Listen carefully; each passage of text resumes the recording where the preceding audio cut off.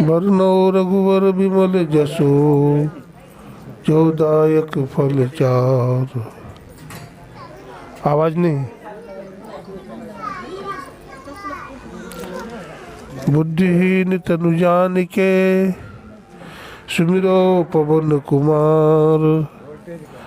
बल बुद्धि विद्या देहो मोहे हरो कलेश विकार। जनरेटर हो या चार्ज हो बैटरी हो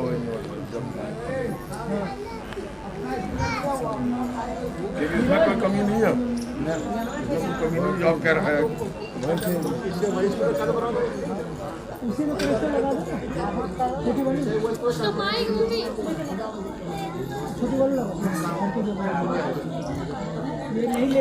क्या करोगे भाई बोलो।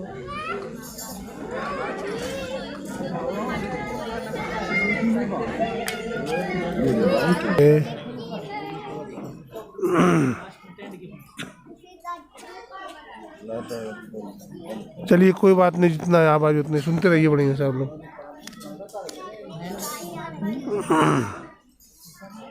मंगल मूर्ति सदगुरु मिलवे सर्वाधार।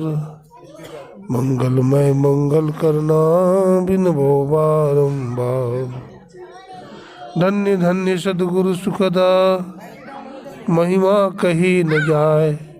जो कछु कहो तुम्हारी कृपा मोते कछु न बसाए। बोलिए प्रेम से श्री सदगुरु महाराज की। श्री सदगुरु महाराज की। श्री सदगुरु महाराज की। अरे अरे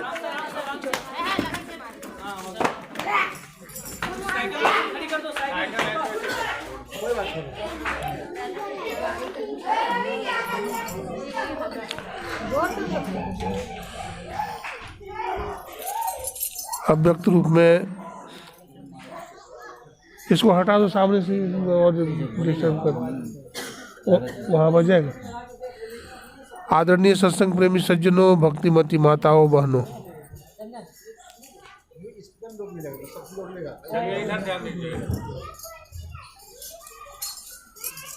जैसा कि जानते हैं आप लोग कि आज हम लोग यत्र से एकत्र होकर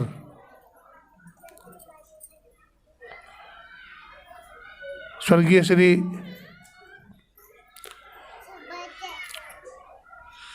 बगलीदास जी महाराज की पुण्यतिथि मनाने के लिए यहाँ एकत्रित हुए हैं। इनके दो बेटे हैं।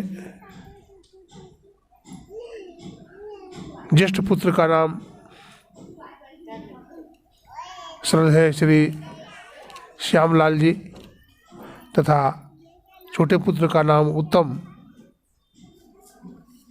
शाह जी है। इनकी 3 बेटियां हैं और जो छोटी बेटी है उनका नाम श्रीमती मीना देवी जी, जो कि सत्संग का आयोजन करवा रही है। इनके पतिदेव का नाम श्री कांति प्रसाद जी है और बीच वाली बेटी का नाम श्रीमती हीरा देवी और सबसे बड़ी बेटी का नाम श्रीमती गायत्री देवी। तीनों बेटी यहाँ उपस्थित है, 2 यहाँ उपस्थित है।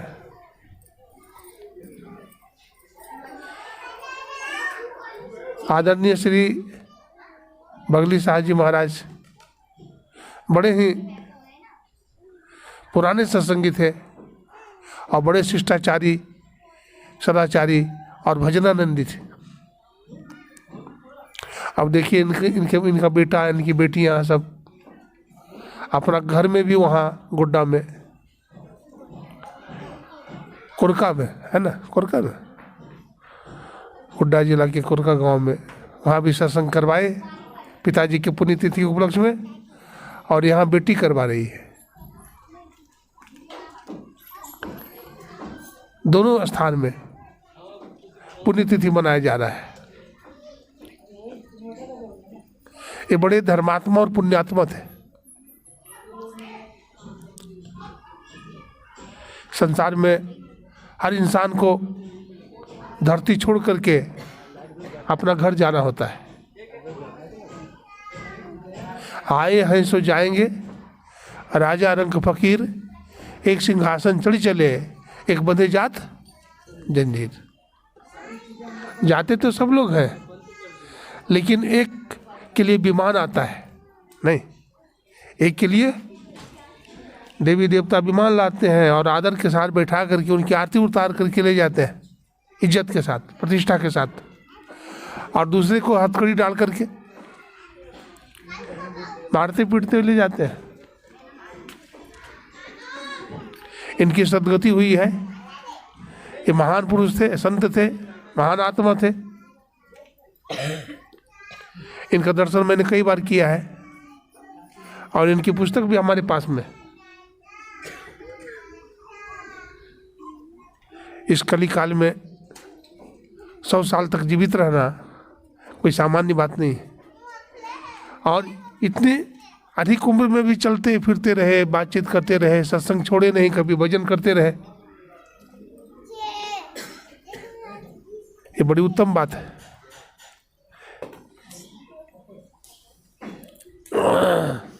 हमारे गुरु महाराज कहते थे, कबहू नहीं अनंत चैन सत्संग में दिवस रैन। कभी भी स्थिर होकर के बैठते नहीं थे, चलते फिरते रहते थे, सत्संग करते रहते थे।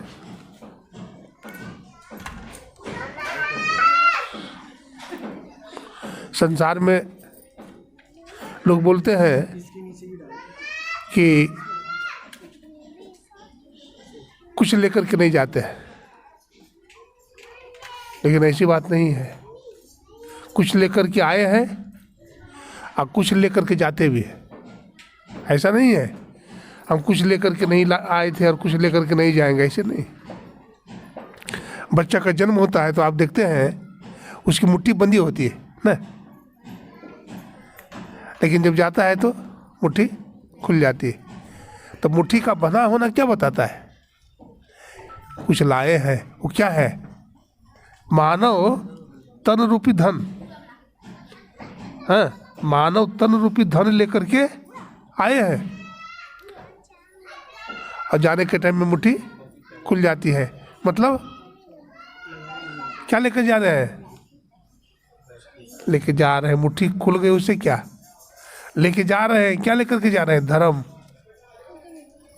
अपना धर्म कर्म जो किए हैं वो साथ में लेकर के जा रहे हैं। अब धर्म कर्म अथवा पाप लेकर के जाएंगे तभी ना फिर जन्म होता है। आप देखिए, किसी का जन्म हो जाता है धनवान के घर में न, किसी का जन्म गरीब के घर में हो जाता है। कोई बहुत सुंदर होता है, कोई बड़ा कुरूप होता है, कोई बड़ा संस्कारी होता है ना। अब एक घर में अगर 3 भाई है तो तीनों का संस्कार 3 जैसा होता है। एक घर में 3 बेटियां हैं तो तीनों बेटी का संस्कार अलग अलग होता है। एक झोली में फूल खिले हैं, एक झोली में कांटे, अरे कोई कारण होगा नहीं। एक झोली में फूल खिलता है, दूसरा झोली में कांटे हैं, कारण होगा कुछ। एक कारण को समझना चाहिए।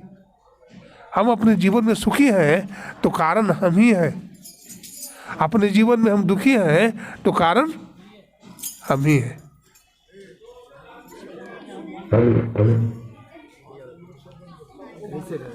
बोलिए प्रेम से श्री सदगुरु महाराज की जय। बिजली है लगी? अच्छा, आगे रख दो तो भी आवाज चालू। बोलिए प्रेम से श्री सदगुरु महाराज की जय। श्री सदगुरु महाराज की जय। तो कारण हम हैं, सुखी हैं तो कारण हम हैं, दुखी हम हैं तो कारण हम ही हैं। उसी में माइक लगा दो, उसी में माइक लगा दो, ये बार ऊपर लगा दो, यहाँ से नहीं होगा यार, टेबल ऊपर लगा दो, ऊपर लगा दो, ऊपर लगा दो, बार-बार दिक्कत करेगा।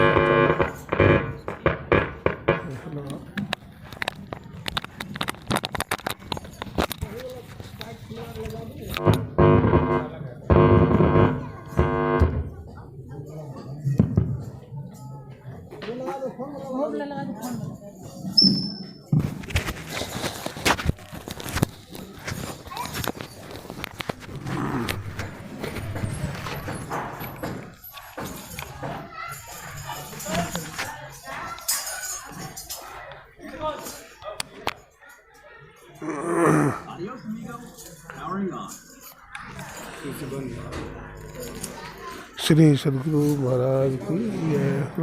बोलो।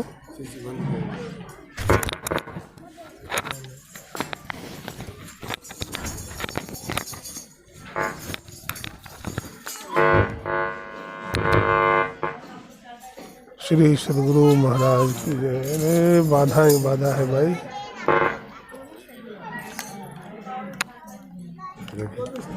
आप वो वाला माइक हटा दो, उसका मतलब वो अत्याचार उसका माइक हटाओ, बाटा लोग उठा लो। बोलिए। श्री सदगुरु महाराज की जय।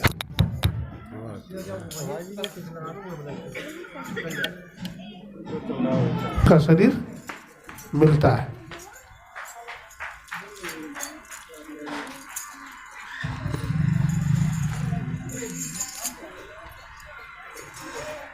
एक जगह गोस्वामी तुलसीदास जी और लिखते हैं, बड़े भाग पाइए सत्संगा,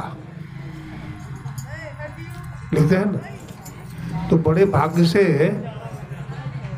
मनुष्य का शरीर मिलता है या बड़े भाग से सत्संग मिलता है? क्या मिलता है? बोलिए। बड़े भाग से मानव का शरीर मिलता है या बड़े भाग से सत्संग मिलता है? क्या मिलता है? बड़े भाग से, हाँ, बड़े भाग से सत्संग मिलता है।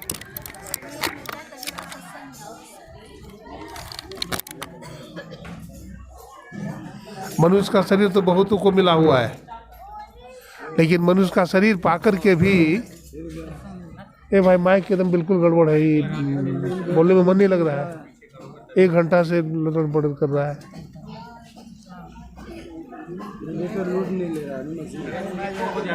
मोबाइल वाला माइक से थोड़ा सा वॉल्यूम कम हटाइए,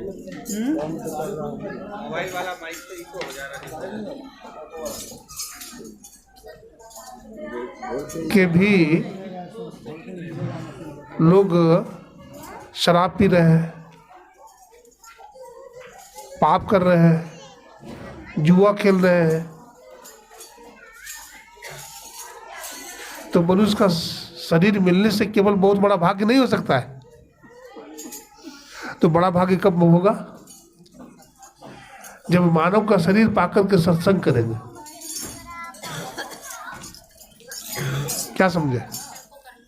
हमारा बड़ा भाग्य तब होगा जब मानव का शरीर पाकर के सत्संग भी करेंगे।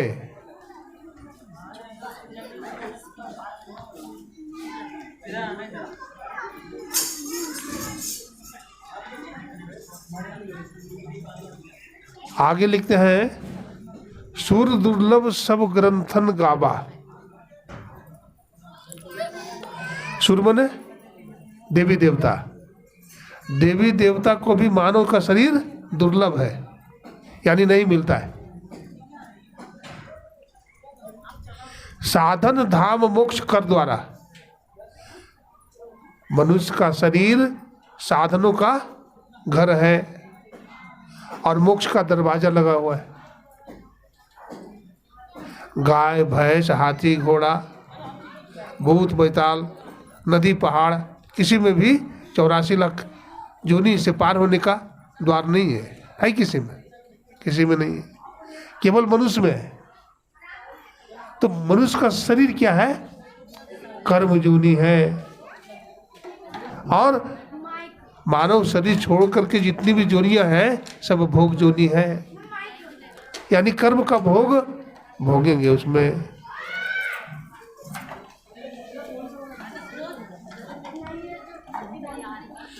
गोस्वामी जी कहते हैं पाई न जही परलोक सम्हारा, मानव का शरीर पाकर के जिसने परलोक नहीं संभाला नहीं सुधारा। तो आगे क्या लिखते हैं, सो परत दुख पावई सिर धुनि धुनि पछताए, काल ही कर्म ही ईश्वर ही मिथ्या दोष लगाए। मानव का शरीर पाकर के भी जिसने अपना परलोक नहीं बनाया, परलोक नहीं सुधारा, तो कहते हैं वो बहुत दुख पाएगा। बड़ी सेवा करेगा जमदूत उसका, जमराज, हाँ खूब सेवा करेगा उसको, खूब धुनाई करता है। अभी तो हम कहते हैं हम जो करते हैं सो अल्लाह में अभी नहीं जानता है, लेकिन पता वो समय चलेगा जब धुनाई होगी। तभी तो गोस्वामी जी ने कहा सो परत दुख पावई सिर धुनि धुनि पछताए। जो आदमी बड़ा पापी है, जीवन में कभी सत्कर्म नहीं किया है, कभी भजन नहीं किया है, कभी संत के पास नहीं गया है, वो आदमी बड़ा दुखी रहता है। लेकिन जो भजन करता है, ध्यान करता है, अच्छा अच्छा काम करता है, वो आदमी मगन होकर के चला जाता है कि मैं अपना घर बना के जा रहा हूँ। भाई एक राजा साहब थे, ठीक है ना, बढ़िया से सुनिए, आप लोग इधर दिमाग उमाग इधर उधर करते रहते हैं, यहाँ दिमाग रखिए तो कुछ लेके जाइएगा, उधर उधर मत देखिए। श्री सद्गुरु महाराज की जय। एक राजा थे, तो राजा का नियम था 5 वर्ष में मंत्री को बदल देता था।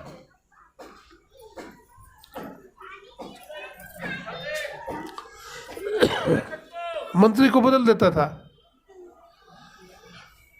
एक मंत्री बड़ा बुद्धिमान आया, उन्होंने 5 साल में क्या किया, सब राजपाट कोष तो सब मंत्री के हाथ में होता है। तो मंत्री ने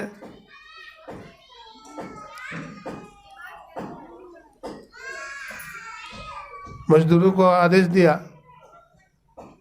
कि जंगल के उस पार में जंगल को साफ कर दो, काट छाट करके, जितना भी जंगल है काट छाट करके उसको साफ करो। तो साफ कर दिया, सब जंगल साफ हो गए, मकान बनना शुरू हुआ। मकान बन करके 5 वर्ष से 1 दिन पहले तैयार हो गया, तो गृह प्रवेश हुआ। तो मंत्री ने राजा साहब से कहा कि महाराज कल हमारी विदाई आप करेंगे, तो अच्छा है कि हम अपने मन से चले जाएं तो ज्यादा अच्छा है। अब मैं जा रहा हूं। तो राजा ने कहा कल जाना, कल तुम्हारी विदाई करेंगे हम। बोला तो आप कल आप विदाई करेंगे तब जाएंगे हम, आज अपने मन से चले जाएंगे। चला गया। उसको दुख हुआ? दुख नहीं हुआ। क्यों?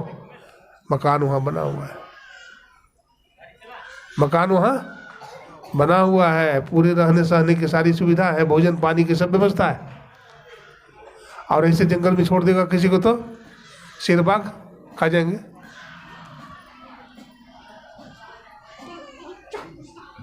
हम लोग भी समझे ऐसा ही है। ये संसार का राजा कौन है? ईश्वर परमात्मा। हम भी अपना घर बनावे। अपना घर बनाना क्या है? सत्संग करना है, भगवान का भजन करना है, शुभ कर्म करना है, अच्छा अच्छा काम करना है, ये अपना घर बनाना है। घर भी कई तरह का बनता है, नहीं बनता है?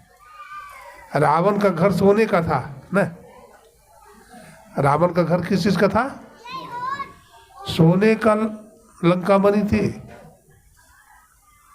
सोने की लंक, रुपए की छाजा, और झाड़ चले नगरी के राजा। क्या मांगू? कछु थिर न रहाई, और देखत नैने चलो जग जाई। 1 लख पूत और 1.25 लाख नाती, और 11 बन घर दियो न बाती। क्या मांगू, कछु थिर न रहाई। इतना लंबा चौड़ा परिवार लेकर के रावण को क्या लाभ हुआ? दिया बारने वाला कोई नहीं रहा।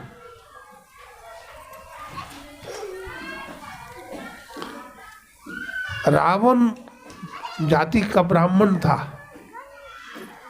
चारों वेद का ज्ञाता था, बड़ा बलशाली था, पराक्रमी था। चले रावण डोले धरनी। रावण जब चलता था तो धरती हिलती थी, कांपती थी। लेकिन ऐसा रावण ने इतना वेद शास्त्र पढ़ करके भी, ब्राह्मण शरीर में पाकर के भी क्या किया? माता जानकी का हरण कर लिया।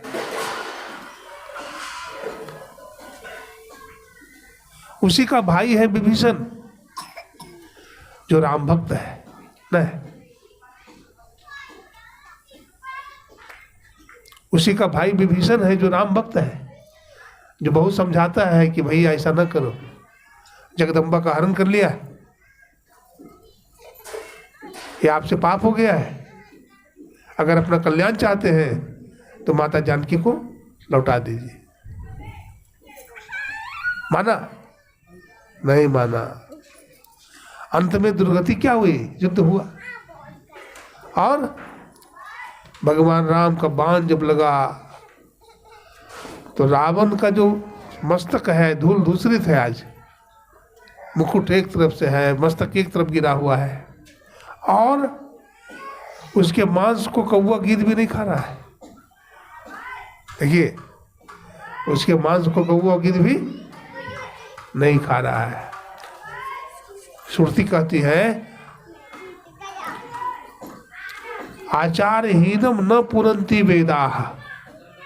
जो आचार से हीन आदमी है उसको वेद भगवान भी पवित्र नहीं करते हैं।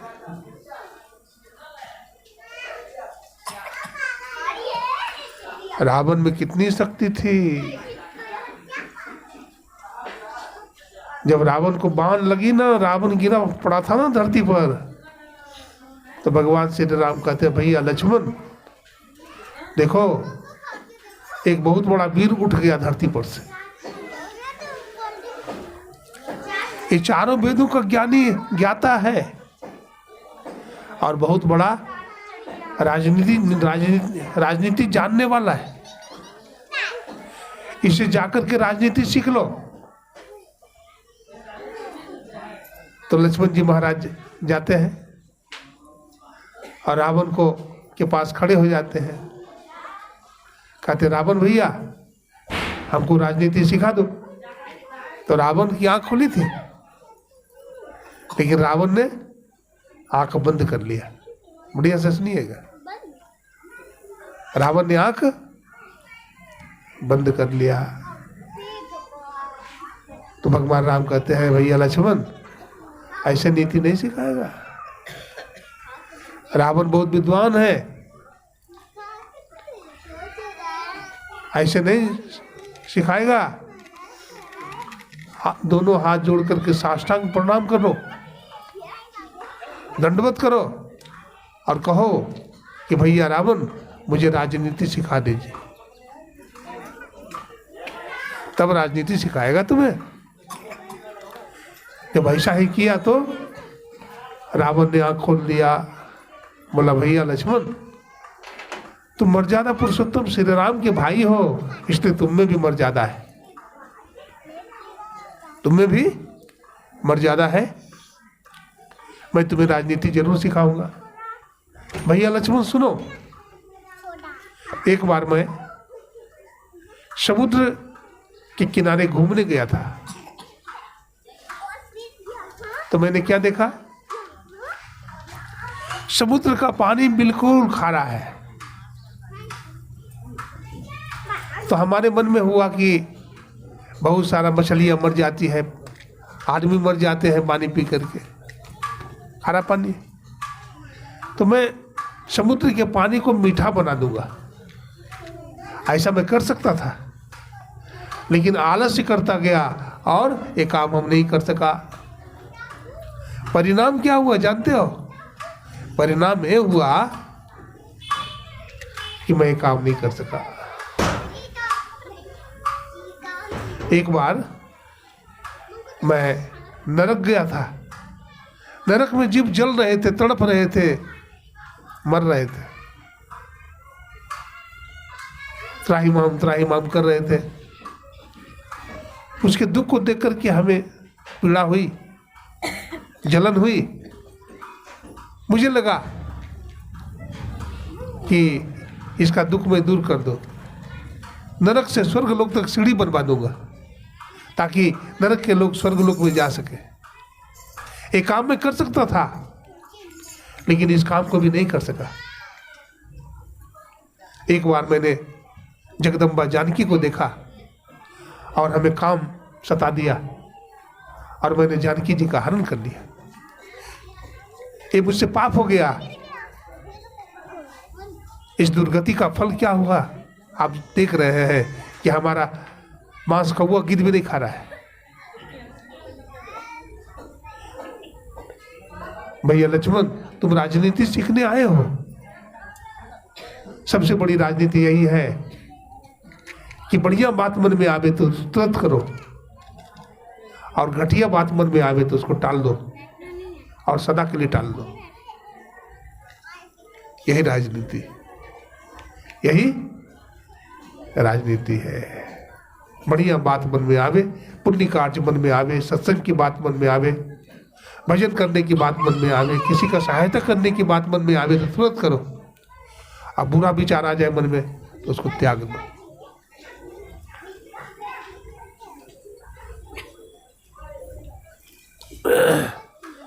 साधन धाम मोक्ष कर द्वारा, भगवान राम कहते हैं। मानव का शरीर क्या है? साधनों का धाम है, यानी मानव के शरीर से ही मोक्ष मिलता है। आप कभी सुने हैं गाय, भैंस, हाथी, घोड़ा, कुत्ता को मोक्ष मिल गया है? नहीं मिलता है। वो भोग जो नहीं है उससे मोक्ष नहीं मिलता है। मानव का शरीर से ही मोक्ष मिलता है।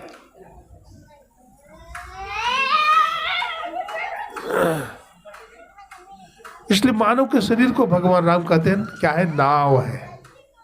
नर तन भवबा रिद कर बेरो, सन्मुख मरुत अनुग्रह मेरो। मानव का शरीर क्या है? नाव है, बीड़ा है।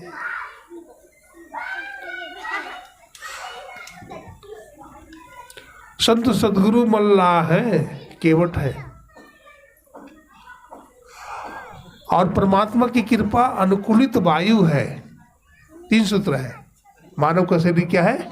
नाव है, संत सदगुरु मल्लाह है, ईश्वर की कृपा अनुकूलित वायु है। 3 सूत्र है।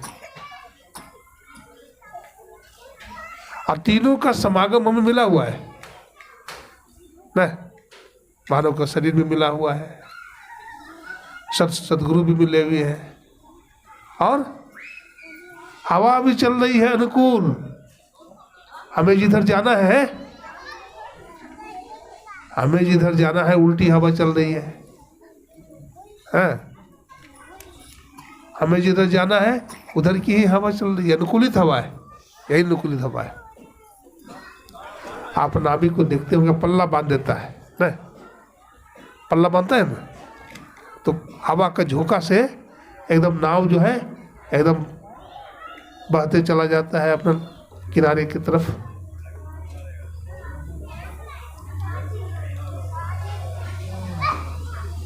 भगवान राम कहते हैं जो न तरय भव सागर, नर समाज अस पाए, सो कृत निंदक मंदमती, आत्महन गति जाए। जो मानव का शरीर पाकर के भवसागर पार नहीं होता है, वो मंदमती है। वो क्या है?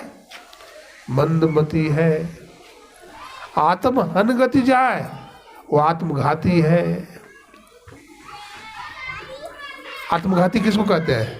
जो बिना मौत का मर जाता है। बिना मौत का मरना समझते हैं? नहीं। कोई आदमी जहर खा के मर जाता है, नहीं।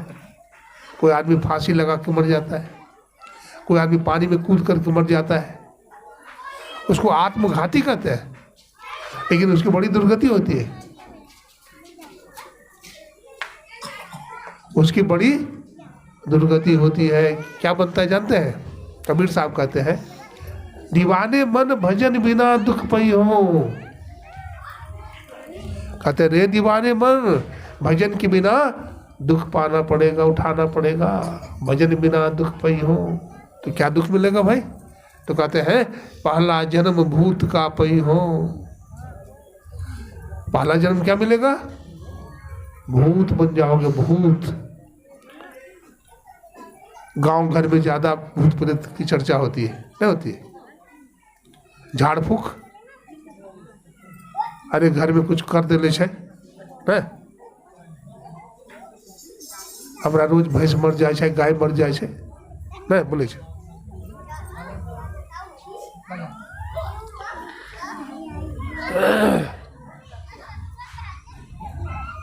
दीवाने मन भजन बिना दुख पई हो। रे दीवाने मन, भजन के बिना दुख उठाना पड़ेगा। कहते हैं पहला जन्म भूत का पई हो। पहला जन्म भूत का मिल जाएगा। भूत को देखे आप, पुराण में वर्णन आता है। पुराण पढ़िएगा तो पुराण में भूत प्रेत की चर्चा आती है। भागवत महापुराण पढ़िए तो उसमें प्रेत भूत की चर्चा है। धुंधकारी प्रेत बन गया था, है? सत्संग किया, है? सत्संग किया तो प्रेत जीवनी से छूट गया था। कबीर साहब कहते हैं पहला जन्म भूत का पई हो, 7 जन्म पछतई हो। 7 जन्म तक पछताओगे। अच्छा, भूत क्या खाता है? बोलिए तो, बोलिए बाधक जी, बोलिए भूत क्या खाता है? नहीं जानता है? पैखाना खाता है भूत। अब पीता क्या है? पेशाब। पैखाना खाता है, पेशाब पीता है। जो भजन नहीं करेगा मानव शरीर पा करके, अगर पैखाना खाना है और अपना पेशाब ही पीना है तो भजन नहीं कीजिए, सत्संग नहीं कीजिए, पापी बन जाइए। आपको वही खाना पीना पड़ेगा, आपको वही खाना पड़ेगा, वही बन जाइएगा। एकदम ठीक है, टनाटन बोलती है श्री सदगुरु महाराज की। हाँ, बच्चा कंप्यूटर है, सब समझता है। बेसिए समझते रहिए, वो सब बात समझती है ना। श्री सदगुरु महाराज की जय।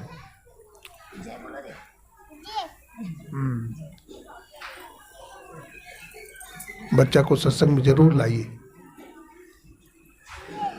ओ माँ बाप अपने बच्चा का दुश्मन है जो सत्संग में नहीं ले जाते बच्चा को। वो समझते हैं ये बच्चा क्या समझेगा। हाँ, कोई तो माता जी ऐसा भी कहती है कि हमारा बेटा बेटी बिगड़ जाएगी। हाँ, सिनेमा में ले जाइए, बड़ी सेवा करेगी। हाँ, अगर बच्चा का कल्याण चाहते हैं तो उसको सत्संग में लाइए, जरूर लाइए।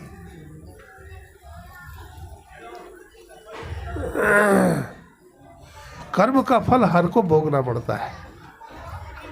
कर्म का फल हर को भोगना पड़ता है। एक कहानी सुनाता हूं, ध्यान से सुनिए। बोलिए प्रेम से श्री सदगुरु। इसलिए सबको अच्छा कर्म करना चाहिए। हमारे गुरु महाराज कहते थे, सत्संग नित और ध्यान नित रहिए करत संलग्न हो। व्यभिचार, चोरी, नशा, हिंसा और झूठ तजना चाहिए। सत्संग कीजिए। अच्छा, सत्संग का मतलब क्या होता है बोलिए?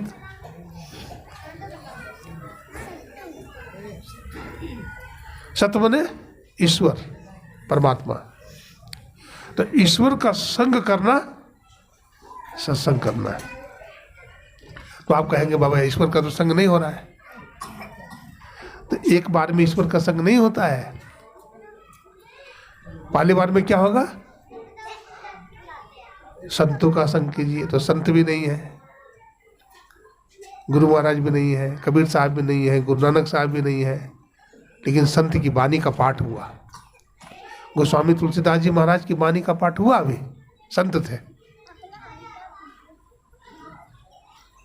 तो ईश्वर का भी संग नहीं हुआ, संत का भी संग नहीं हुआ, लेकिन संत की वाणी है, ईश्वर की वाणी वेद है, उसका पाठ आपने किया तो भी सत्संग हुआ, तो भी सत्संग हुआ।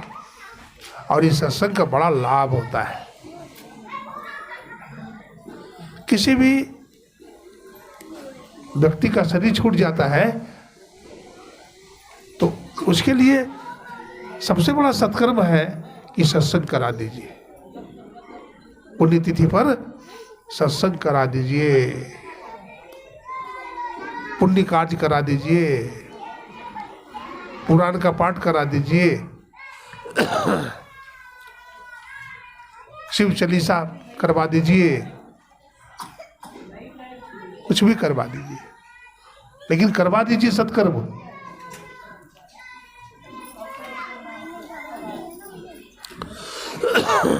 कर्म का फल भोगना पड़ता है।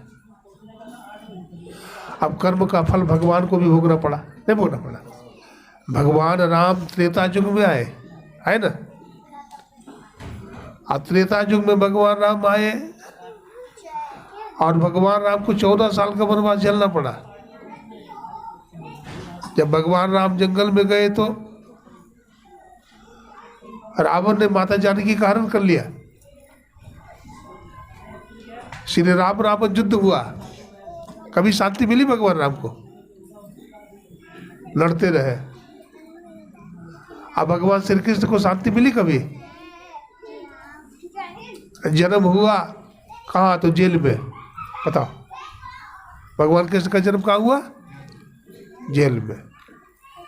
अब माता पिता को हाथ में हथकड़ी लगी हुई है, वसुदेव और देवकी। कितना कष्ट है, खाने को रोटी नहीं मिलती है, पहनने को बढ़िया कपड़ा नहीं है,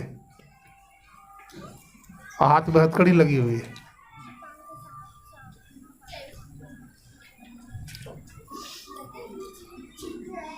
तो कर्म का फल यदि भगवान को भोगना पड़ता है तो क्या हमको नहीं भोगना पड़ेगा?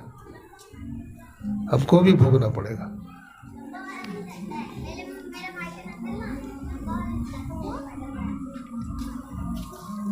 आज का आदमी कहता है, कलयुगी आदमी, हम जो करते हैं सो अल्लाह मियाँ भी नहीं जानता है। हम जो करते हैं सो अल्लाह मियाँ भी नहीं जानता है। एगो मियाँ जी था नसरुद्दीन, तो रोजा रखता था मियाँ जी नसरुद्दीन रोजा। तो रोजा तो रखता नहीं था, वो बहाना करता था रोजा का। एक नदी में स्नान करता था, तो रोजा में ऐसा नियम है कि भोजन नहीं करना है और पानी भी नहीं पीना है, लेकिन वो भोजन भी कर लेता था छिप करके, और नदी में स्नान करने के बहाने डुबकी मार करके पानी भी पी लेता था। तो डुबकी मारा पानी में और घटाघट पानी पी लिया। तो पानी जैसे ही पी रहा था और बोल रहा था, हम जो करते हैं सो अल्लाह मियाँ भी नहीं जानता है, हम जो करते हैं सो अल्लाह मियाँ भी नहीं जानता है। बस पानी जो पी रहा था ना, एक टेकरा मछली होता है, टेकरा समझते हैं? और टेकरा मछली फंस गई है, कंठ में फंस गया, फंस गए। अब लगा छटपटाने।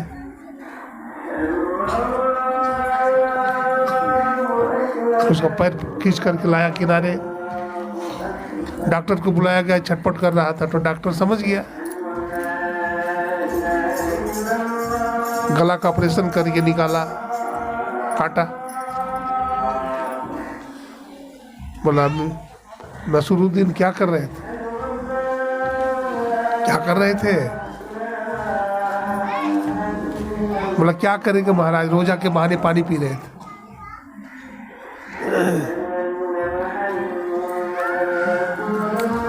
छिप करके लोग पाप करते हैं। रामकृष्ण परमहंस जी कहते हैं पाप और पारा को कोई हजम नहीं कर सकता है। छिप करके कोई पाप करेगा, छिप करके कोई लहसुन प्याज खा लेगा तो मुंह से बदबू आएगी ना। पारा कोई खा लेगा छिप करके तो उसका शरीर फोड़ करके बाहर निकल जाएगा। पाप कोई करेगा तो प्रकट हो जाएगा और उसका फल भी भोगना पड़ेगा। एक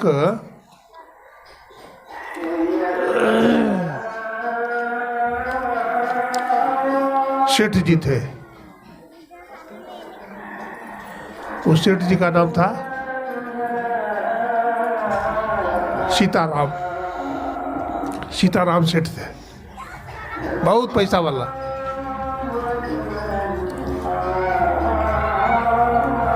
तो उनके यहाँ कोई न कोई आदमी दुखी इंसान उनके पास आता था कि महाराज हमें कुछ पैसा चाहिए, सूद पर दे दीजिए।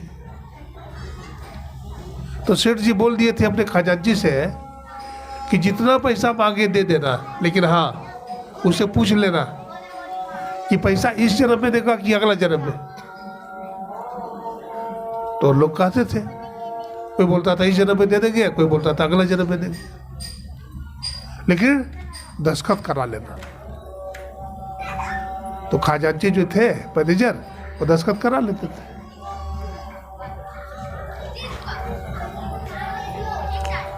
तो एक चोर पहुंचा वहां, तो चोर भी जाके सेठ जी को किया, सेठ जी राम राम राम राम। सेठ जी ने कहा राम राम भाई बैठो, कैसे आना हुआ? तो कहा हमको कुछ पैसा चाहिए। और वो था चोर। क्या था? चोर था। अब बोलता है कि पैसा चाहिए इसलिए आया हूँ, पैसा ले दे। तो बैठा है इधर उधर देख लिया वो चोर सब, सेठ जी का पैसा किधर किधर रखा हुआ है सब देख लिया।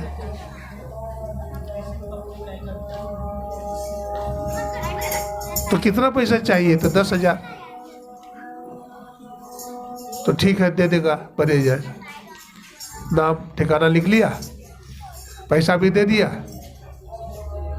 अब वो तो था चोर, शाम का समय हो गया। सेठ जी को राम राम कह करके जाने लगा। बोला सेठ जी ठीक है अब जाते हैं, पैसा ला के देंगे आप। और चोर क्या किया, सेठ जी का गौशाला में जाके छिप गया, छिप गया। अब देखिए चोर छिपता है अंधकार में, रात में चोरी बेसी होती, दिन में होता है। चोरी जब भी होती है तो रात में, अंधेरा में चोरी होती है।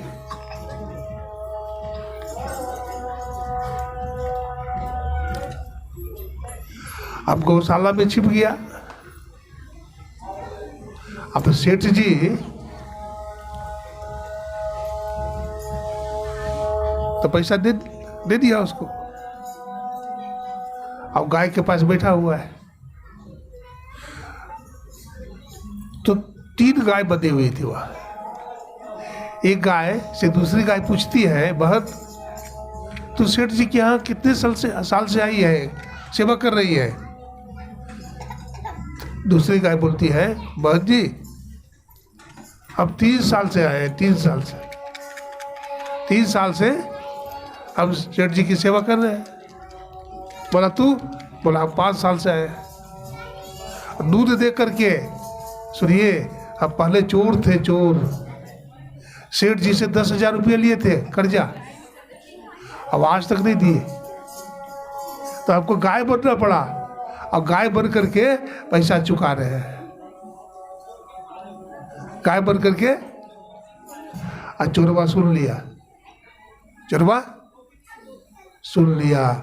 चोरवा को ज्ञान हो गया, अरे कर्म का फल गौ माता भोग रही है।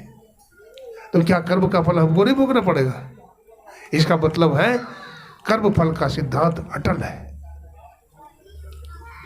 जैसा कर्म करेगा वैसा फल देगा भगवान। यह गीता का ज्ञान, गीता का ज्ञान है।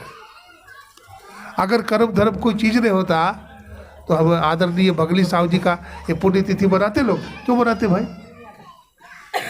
जीव का जन्म होता है, जीव का जूनी भी आना जाना है,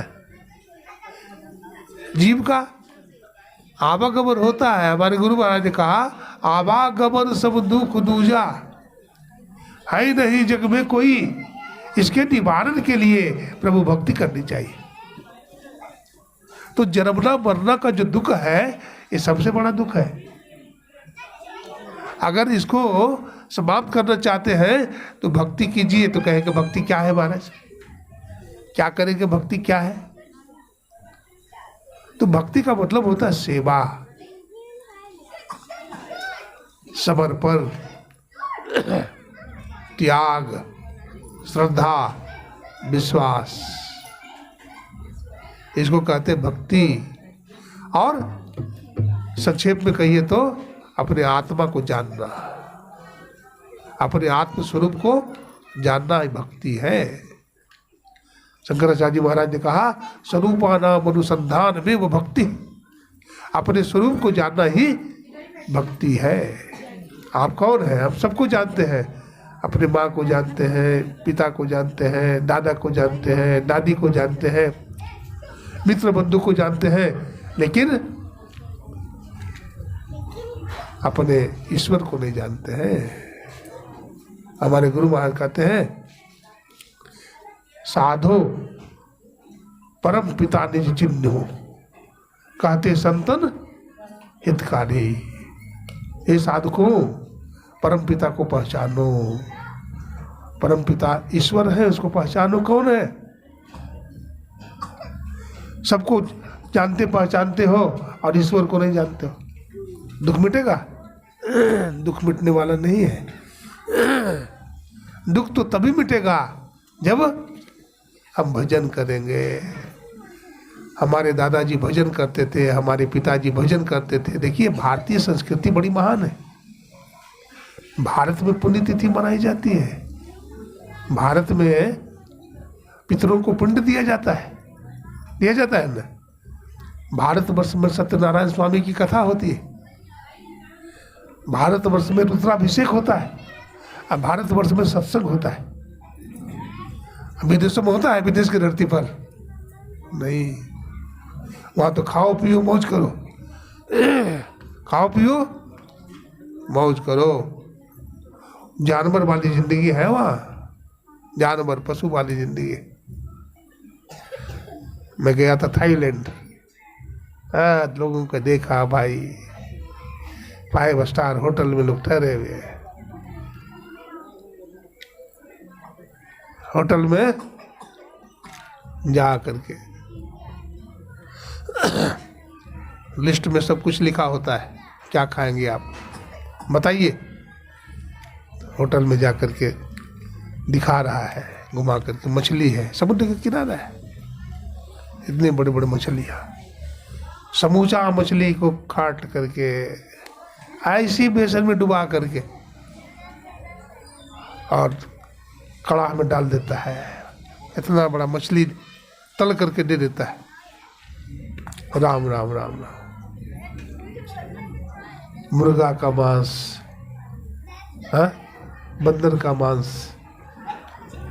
हाथी का मांस, घोड़ा का मांस, बताइए। और अचार, कितने किस्म का अचार, सांप का अचार, वाह, सांप का अचार, बिच्छू का अचार, बताओ। ये सब कोई भोजन है? तभी न कोरोना वायरस आता है, नहीं आएगा। आदमी सब सीमा पार कर गया, कोरोना वायरस नहीं आएगा। प्रकृति नाराज हो गई,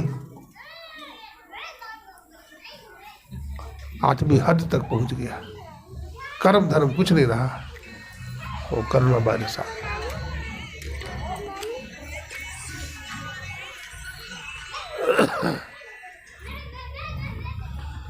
कर्म का सिद्धांत है।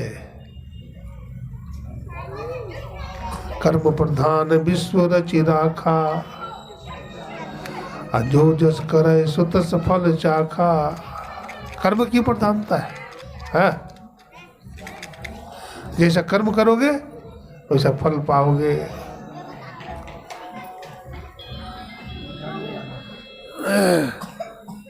राम नाम का लूट है, और लूट सको तो लूट, अंत काल पछताएगा जब प्राण जाएंगे छूट। ये हमारा जो सनातन धर्म है, हमारा जो रामायण है, हमारा जो भगवत गीता है, हमारा जो संतों की वाणियां है, क्या बताती? हमारे वेद में लिखा है मनुर्भव, क्या बनो? मनुष्य बनो। तो मनुष्य तो है ये है, तो मनुर्भव क्यों बना? मनुष्य बनो ऐसा क्यों लिखा है? मनुष्य हम नहीं है, मनुष्य का चोला तो है लेकिन हम मनुष्य नहीं है, इसलिए कहते हैं मनुर्भव, हम मनुष्य बने। एक बार संत कबीर साहब दिन में हाथ में मसाल लेके घूम रहे थे। तो कबीर साहब से पूछा लोगों ने, बाबा क्या बात है, दिन में मसाल लेकर के घूम रहे हैं? तो कबीर साहब ने कहा, हाँ जी घूम रहे हैं, हम मनुष्य को खोज रहे हैं। बोले इतनी बड़ी दुनिया है, आपको मनुष्य नहीं मिला? बोला नहीं मिला। तो कहते हम लोग को तो देखे आप अभी? बोले नहीं, तू कोई मनुष्य नहीं हो। तो कहा कैसे बाबा, आप कैसे बात करते हैं? तो कहा देखो हमारी मसाल में, मसाल के पास जाता था तो क्या देखता था? घोड़ा है। मसाल के पास जाता था तो देखता हाथी है। मसाल के पास जाता तो देखता बंदर है। कोई भी मनुष्य नहीं है। कबीर साहब के पास जब लाया गया तो देखते हैं केवल कबीर साहब मनुष्य है। संतो करे साहबी तन में है, वो कौन सा मसाल है? सत्य महात्मा कहते हैं वो मसाल तुम्हारे भीतर में है। भगवान बुद्ध ने कहा अपो दीपो भव, है क्या कहा? अपो अंधकार में हो, आंख बंद करते हो, अंधेरा देखते हो ना? अंधेरा। चोर छिपता है अंधेरा में। कितना चोर है जानते हैं? कबीर साहब कहते हैं बस है 2500 चोर, दीवाने मन भजन बिना दुख पई हो।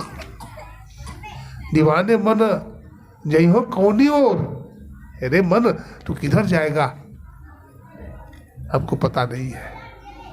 दीवाने मन जई हो कौनी ओर। दुईठक मार्ग मार ही मिलेंगे, एक कनक एक नारी, और मनवा राम के व्यापारी। न दो ठक मिलेंगे, एक कनक मिलेगी और दूसरी नारी मिलेगी। सावधान हो पिच न खई हो, रही हो आप संभाली। अपने आप को संभाल करके रहो, नहीं तो धोखा खा जाओगे।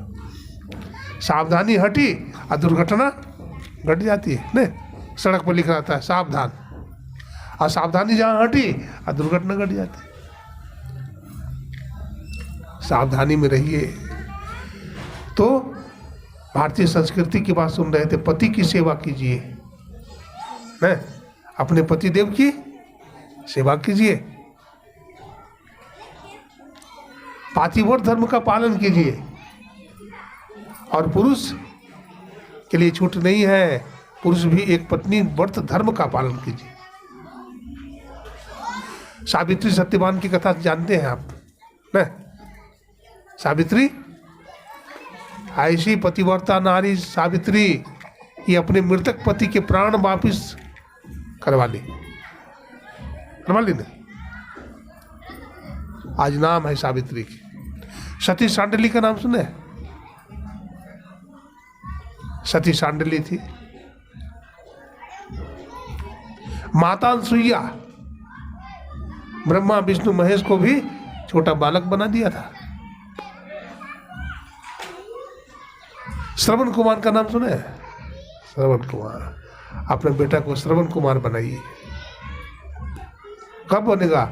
जब आप भी सत्संगी बनेंगे आपके मालिक भी सत्संगी बनेंगे, आपका बेटा आपका बेटी सुनेगा, आपको देखेगा।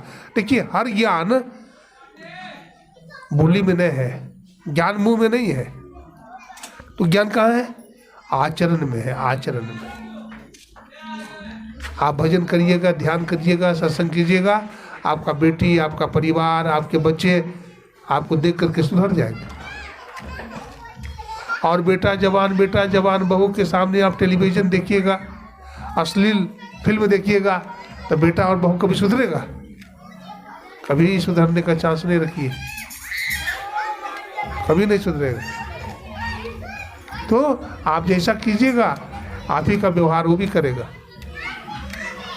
इसलिए पहले आप संभलिए, सुधरिए, फिर आपका बाल बच्चा, फिर समाज, फिर देश सुधर जाएगा।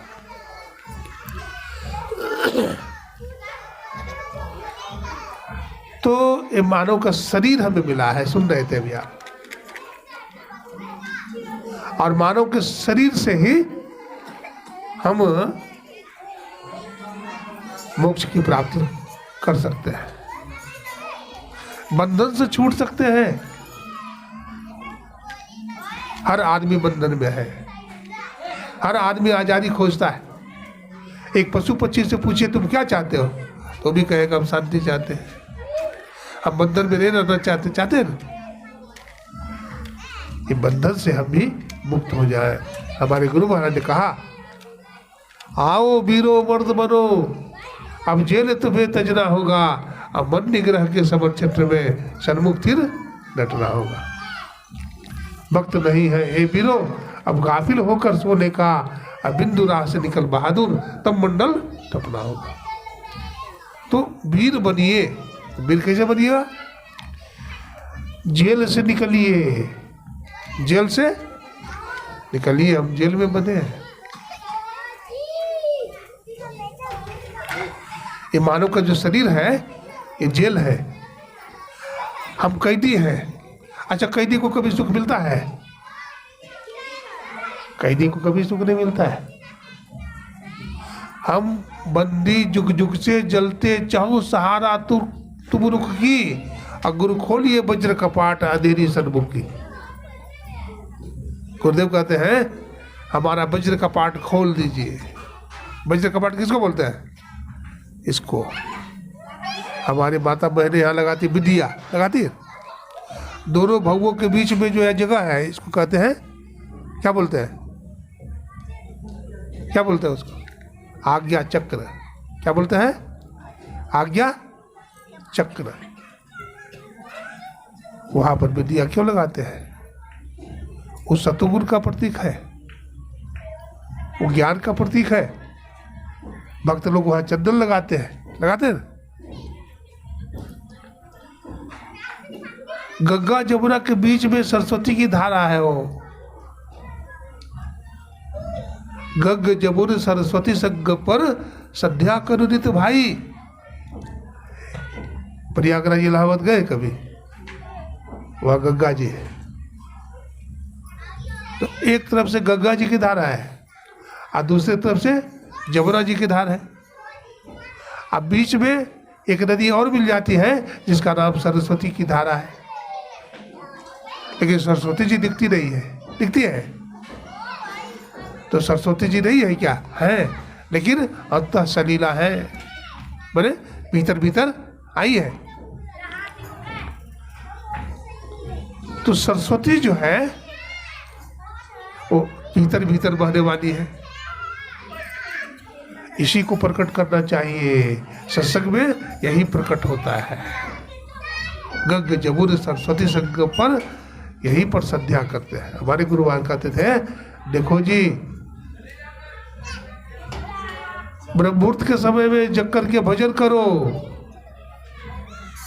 सायंकाल में भजन करो और दोपहर में भी भजन करो। इसको त्रैकाल संध्या कहा। हमारे सत्संगी भाई बहने बैठते हैं, वो इसकी महिमा को जानते हैं। हमारे गुरु महाराज सिखाया, सीखिए।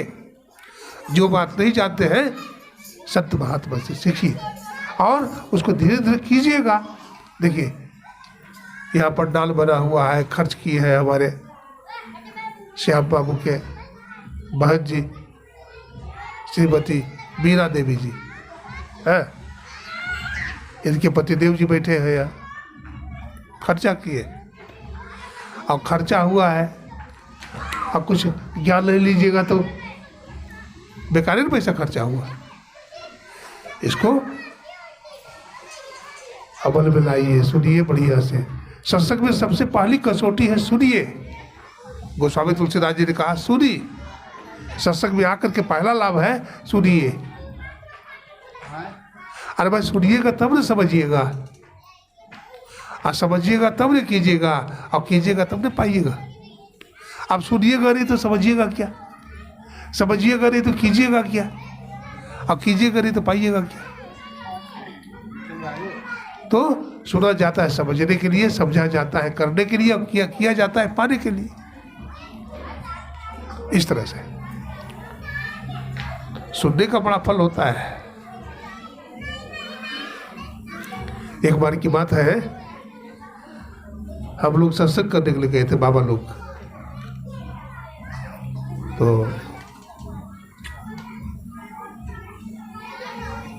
शायद नदिया जिला था, बड़ी भीड़ थी। एक घर में एक बूढ़े बाबा थे, वो अपना बेटा से बहू से कह रहे थे कि देखो हमको सत्संग में ले चलो। तो बेटा बोलता है पिताजी हमको तो ड्यूटी में जाना है। तो बहू से कह रहे हैं कि बहू तुम ले चलो हमको बेटी।